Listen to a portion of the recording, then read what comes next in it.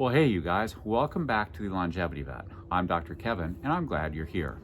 Today, we're going to take a deep dive into hypertrophic cardiomyopathy in our cats. Why? 3 reasons. First off, hypertrophic cardiomyopathy, or HCM as it's lovingly abbreviated, is the single most common type of cardiac disease that our kitties run into. Secondly, it's been uniformly fatal. In the 38 years that I've been in veterinary practice, up until now, we've just never had a drug that could stop or even slow the progression of HCM in our cats. Now we do. There's a new drug on the block called rapamycin, and we're going to talk much more about that in this video. The third reason I wanted to do this video is just simply because veterinary cardiologists are not spread equally through the United States. In fact, I would bet you that there are places where you and I could drive a day or two and never run across a veterinary cardiologist. And so, if you have an HCM cat and you live in Susitna, Alaska, or Skowhegan, Maine, or Wise River, Montana, this video is for you. So what is HCM? Well, it's a genetic disease, and I'm going to circle back to that in a moment.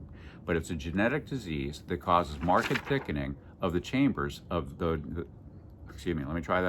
walls of the chambers of the heart. And in particular, it affects the left ventricle.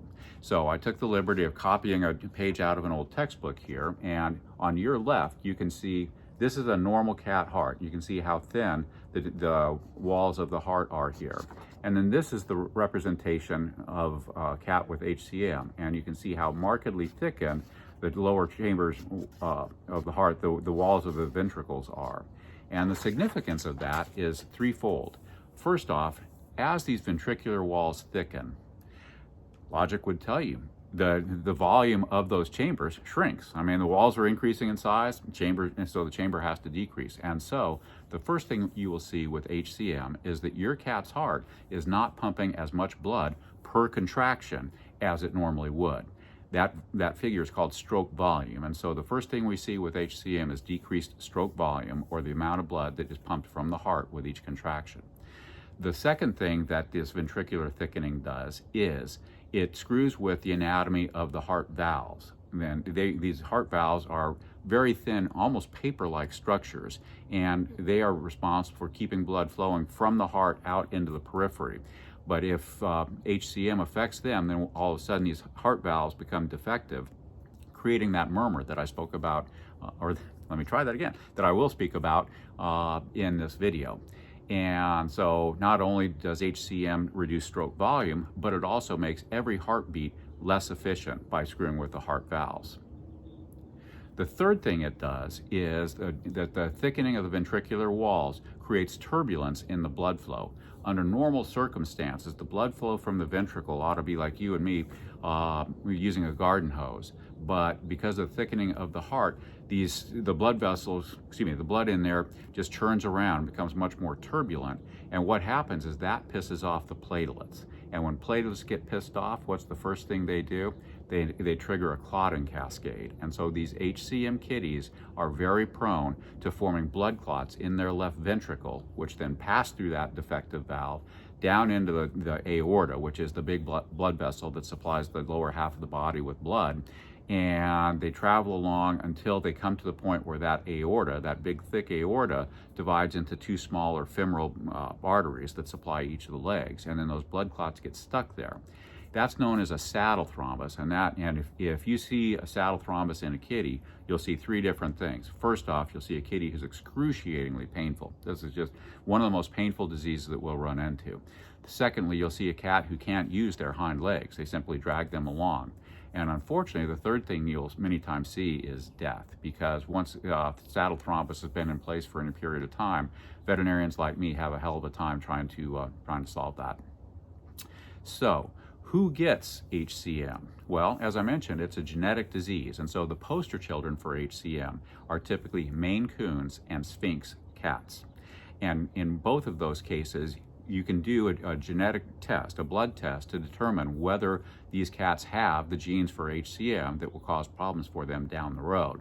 And so, as an aside, if you are thinking about getting a Sphinx or a Maine Coon kitten, one of the first things you should do is to double check that your breeder has done HCM blood tests on both the dam and the sire of your kitty, because if they both carry the HCM gene, the odds are high that your kitty will develop HCM over the longer term. So please avoid that heartbreak if you can.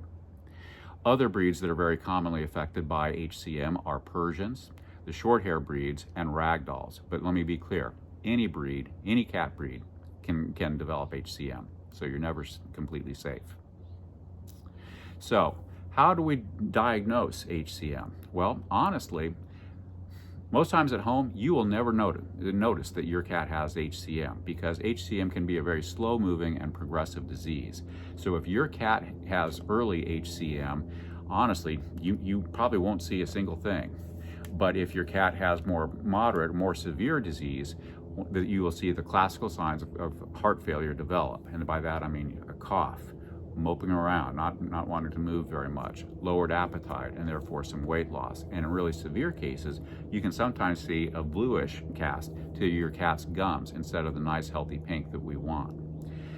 How do veterinarians diagnose HCM? Well, honestly, probably 80 to 90% of the time, HCM is what you and I would call an incidental finding, where you go into your vets for a physical exam, and your vet looks at you and says, I've never heard a murmur in your cat before. And so the first thing the veterinarian will hear is almost always a heart murmur. And if that is the case, then, as I mentioned before, HCM is the single most common reason for that heart murmur. And so the common recommendation is to have your cat go through an echocardiogram or an ultrasound study of the heart. That's the gold standard when it comes to diagnosing HCM, because an echocardiogram allows us to actually look inside the heart and to measure wall thickness and to measure the velocity of blood leaving the heart, and also to look for evidence of clots forming. And one of the first things that you will see if your kitty is trying to develop clots is kind of a turbulence. The turbulence creates a phenomenon known as smoke. And so if your echocardiogram comes back and the veterinarian mentions smoke in the left ventricle, then that's a sign that your kitty is trying to develop clots and should be started on a drug like clopidogrel, which we'll talk more about in just a couple of minutes here. So if a veterinarian like me, a general practitioner, diagnoses a kitty with HCM, there are a couple of other tests that you and I should pay close attention to running. First off is chest films, just simple chest x-rays, because those regular chest x-rays will allow us to look at the overall size of the heart, and they will also enable us to look for the signs of heart failure, which typically involve fluid accumulation within the lungs.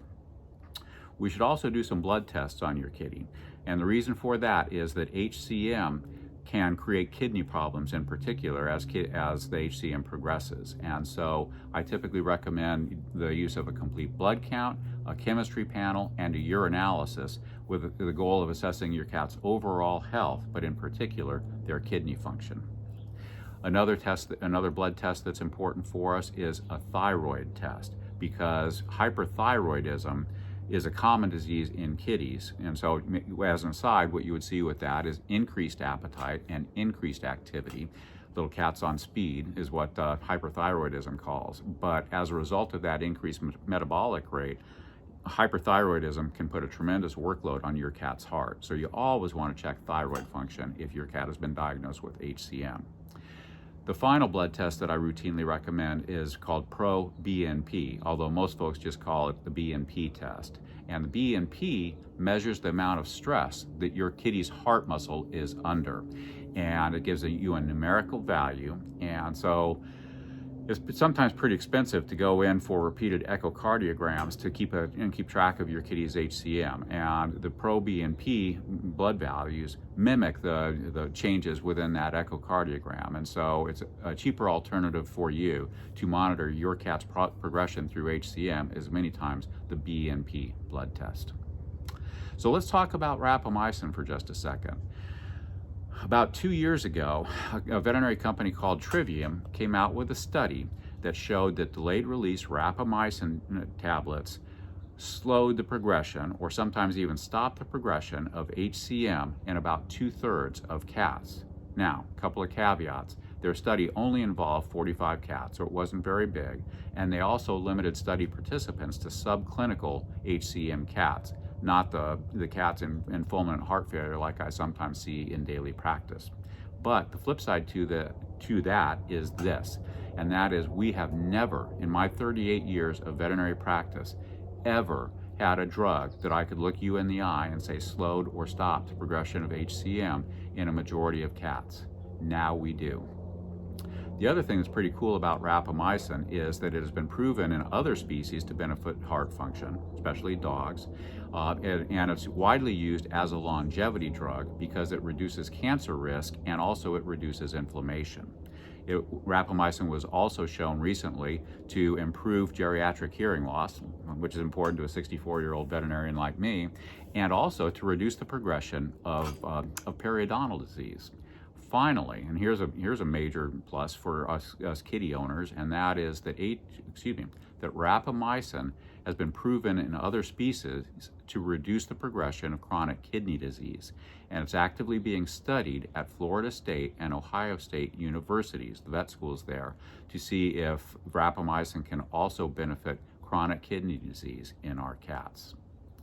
So, rapamycin is certainly the very first drug that you should reach for if your cat has HCM.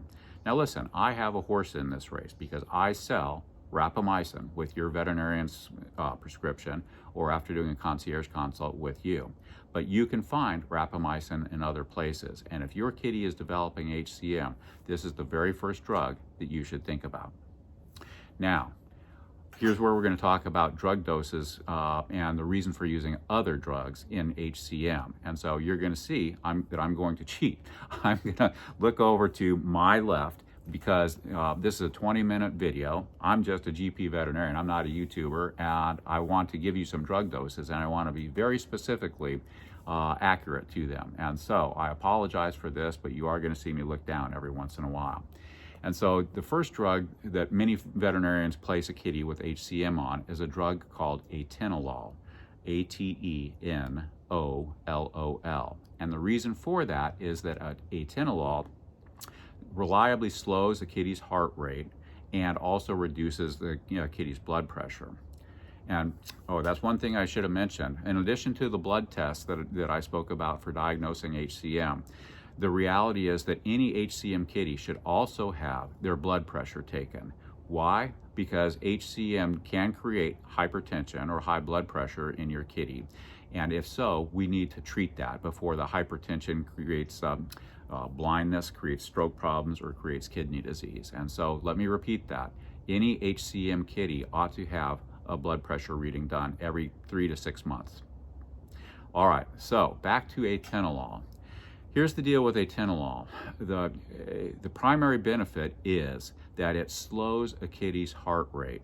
Why is that important to us? Because it allows that defective ventricle to fill with more blood before the heart contracts. And so if your kitty's heart rate is too fast because of HCM, that left ventricle never has a chance to completely dilate and fill with blood before it contracts. And so therefore, your kitty's stroke volume will be decreased again. Atenolol will also typically reduce blood pressure by about 10 points, which can be a lifesaver for your kitty. And so here's where I'm going to look down. The atenolol dosing, we typically start at 6.25 milligrams per cat, not per kilo, 6.25 milligrams given to a cat twice daily. And if you don't see the response that you like within a 10 to 14 day period, you can increase that by 6.25 milligram increments. So you go from 6.25 milligrams twice daily to 12.5 in the morning, 6.25 at night, and then 12.5, etc. And you work with that drug until your cat's blood pressure and or heart rate return to normal levels. The next drug that we should talk about is a drug called clopidogrel or Plavix. And the reason for using that is that it stops platelets from being activated and aggregating. And so basically clopidogrel is the classical clot preventer. If you're concerned about your kitty developing a saddle thrombus, or if your echocardiogram comes back and mentions smoke in the ventricle, the reality is every cat ought to be started on clopidogrel to prevent the heartache of a saddle thrombus from developing. The clopidogrel dose is typically 37.5 to 75 milligrams a cat, given as a loading dose. And then after the first day or two on that high dose, we typically try to reduce them to 18.75 milligrams per cat, given once daily. Now, in the old days, we used to use baby aspirin in an effort to try and reduce clotting. And some veterinarians still recommend it, but I will tell you very personally that I have created a lot of stomach ulcers, a lot of cats who puke up blood or develop bloody diarrhea by my starting cats on baby aspirin. And so personally, I would avoid that if at all possible.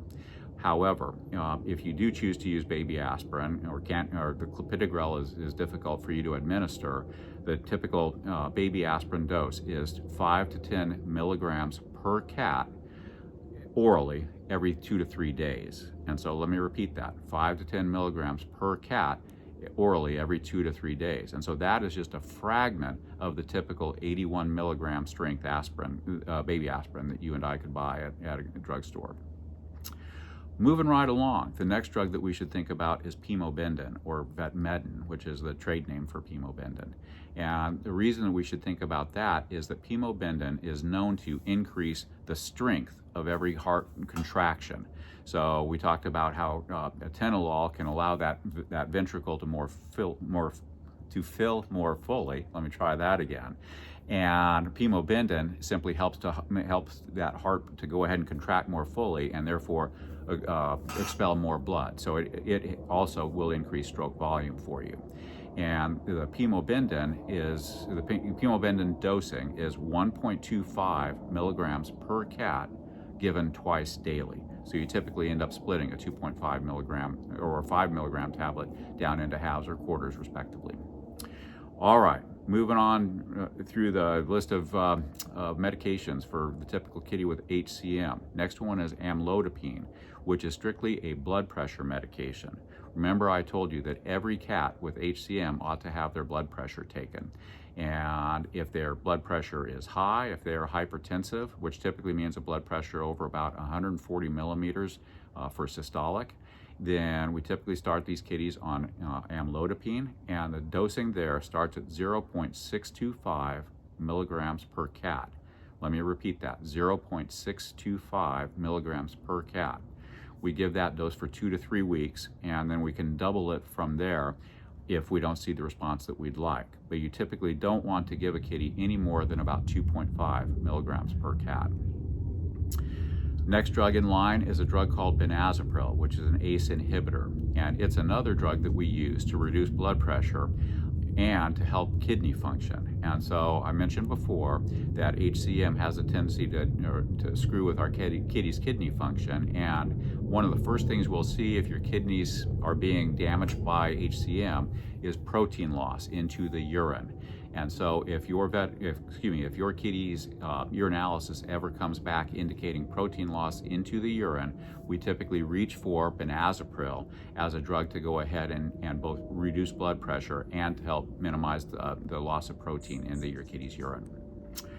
All right, finally we should talk about furosemide, which is a rescue drug. It's a drug called a diuretic, so it simply sucks fluid out of where it's not supposed to accumulate. How does that help us with a case of HCM? If your kitty's heart is failing, the first thing you're going to see is fluid accumulation within their lungs. And furosemide is a rescue drug that can help suck the fluid out of your kitty's lungs, deposit it back into the bloodstream, and then develop. Let me try that again. Furosemide will suck fluid out of your kitty's lungs back into the bloodstream, where it can be peed out by a normally functioning set of kidneys. Typical dosing for furosemide is 2.2 to 5.5 milligrams per kilo, given orally once to twice daily. Let me repeat that. The furosemide dosing is 2.2 to 5.5 milligrams per kilo body weight, given orally once to twice daily. So other things that you can do you consider at home is to monitor your kitty's respiratory rate. There are actually a couple of apps that enable you to do that more accurately. One is called Cardalis, Cardalis, and that's available for both Apple and Android phones. The other one is the Pet Breath Counter app, and it too is available on both platforms. Some folks go to the point where they have oxygen available for their kitties at home. By the time you and I need that, I would suggest to you that we have bigger fish to fry. And then there are times when if your kitty goes into the vet for congestive heart failure and their x-rays, their ultrasound exam shows a lot of fluid accumulation in your kitty's chest, they can actually use a large bore needle to suck fluid back out of your kitty's chest. That's a process called thoracocentesis, Thoraco, thoraco, Centesis. And that again is that's a medical procedure that is reserved for these kitties in fulminant heart failure. So as an aside, we should talk a little bit about delivering medications to your cat because, I mean, hell, I've given you a list of 5 or 6 medications, and that can be kind of a pain in the ass to give to many cats. I speak for myself. Some cats are virtually impossible for me to pill. So you should understand that your veterinarian can work with a formulating pharmacy to develop topical or transdermal medications. They come in kind of a thick syringe and basically just click out your dose and rub it into the back, typically any hairless area on your cat. But the one area that your cat cannot reach with their tongue is the hairless area on the back of their ears. And so if you, like me, have difficulty pilling a cat repeatedly, you might want to consider the transdermal medication route. It's a little bit more expensive, but the flip side to it is it makes your life a lot easier. All right, and so where are we? The other thing that we should talk about a little bit is diets for kitties. And, you know, we talked about the difficulty of getting medications into a cat. And listen, I know very clearly that kitties are creatures of habit when it comes to their diet. But just understand that many of the over-the-counter diets are very high in sodium. Cats are like the taste of salt, just like you and I do. And salt is not our friend in our HCM cats because extra salt in the diet will increase blood pressure. And so Tufts University actually has an online list of cat diets that are specifically designed for kitties with HCM. So again, you can go to the Tufts University HCM diet and you should be able to track that down on any browser. Okay, so where do we go from here? I guess the other thing that we should talk about is what veterinary care should look like for a kitty that has been diagnosed with HCM. And I typically recommend a comprehensive dental care, at least on an annual basis. And this is important because if your cat develops a lot of oral bacteria, that bacteria, the oral bacteria, have a definite tendency to settle out in the heart valves and further screw with their function. And so whatever you and I can do to reduce oral bacterial counts will be a huge plus for you. Now, I want to make one thing clear, and that is that the best way to treat your kitty's dental health is to anesthetize them so that your veterinarian can take x-rays of every tooth in their body and either extract or medicate any tooth that needs help. And that is both an expense and there's a little bit of an anesthetic risk. But I want to remind you that if your cat has a dental abscess, they are in daily pain. They hurt every day of their life. And that's the last thing a kitty with HCM needs, is to add more stress to their life. The other reason I recommend anesthetic dentals early in the game is because one of the things we know is that HCM typically will progress. And so as a kitty goes through HCM, their anesthetic risk is going to increase. So let's get as much of the work done early in the game as we can. So I also recommend echo rechecks every 6 to 12 months by a veterinary specialist, again, a cardiologist or a radiologist. And this is an expense. You can minimize that expense by maybe using the BNP blood test to follow your kitty's progression. And that should be done every 3 to 6 months as well. And then I do recommend following a kitty's lab work on an annual basis with the complete blood count, the chemistry panel, and the urinalysis that we talked about, just to keep track of organ function over the rest of the kitty. All right, so what's the prognosis here? If your cat has very mild hypertrophic cardiomyopathy, They may live a long and happy life, but the worse that hypertrophic cardiomyopathy gets, the shorter their lifespan will be, to the point where some cats, by the time they're diagnosed, have just months to live. So the hope is that the rapamycin that I've spoken about can extend their lifespan and increase their quality of life. The final point that I'm going to make is this, and that is that we are all in this together. My name is Dr. Kevin Toman. I run a website called helpingpetslivelonger.com. I also have a website called www.rapamycin4cats. And here's the moral to the story.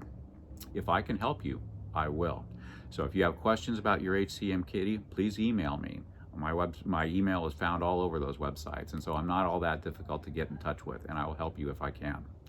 All right, you guys. Well, thank you very much for your patience in listening to this video. If you have any questions, any comments, please get back in touch with me, and otherwise, hug your kitty today. Have a great day. Bye now.